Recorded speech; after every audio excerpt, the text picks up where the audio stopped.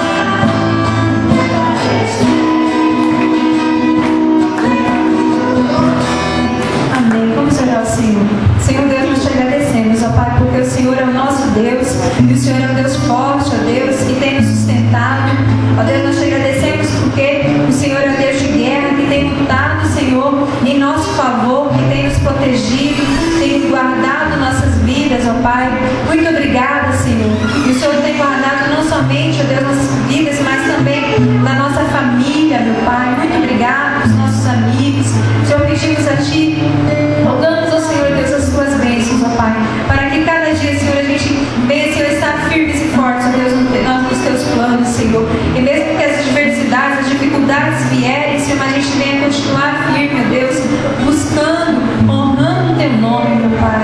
Tem misericórdia de nós, nos ajude, Senhor, fala o nosso coração. Deus, que a gente esteja guerreiro juntamente com o Senhor, ó Pai. Deus, abençoa o Teu povo, Senhor, que aqui se reúne. Cada um, ó Deus, que veio aqui, adentrou neste tempo, Senhor, que o Senhor vem estar alcançando com as Tuas bênçãos, Deus, com as Tuas misericórdias, fortalecendo, meu Deus, dando ânimo, suprindo, meu Deus, todas as Suas necessidades, ó Pai. E nós te agradecemos, Senhor, porque o Senhor nos ouve. Nós te agradecemos, Senhor, porque o Senhor é Deus Santo, Pai. Digno, Senhor, do nosso louvor, da nossa oração, mesmo falhos e pequenos como somos. Mas obrigada, Senhor, porque o Senhor tem nos perdoado e o Senhor tem nos ajudado, Senhor. Deus, glória seja dada ao Teu nome, Senhor. Bendito seja o Senhor eternamente, Deus, em nossas vidas, ó Pai. Eu te agradeço e eu oro a Ti em nome de Jesus. Amém, Senhor. Podemos sentar.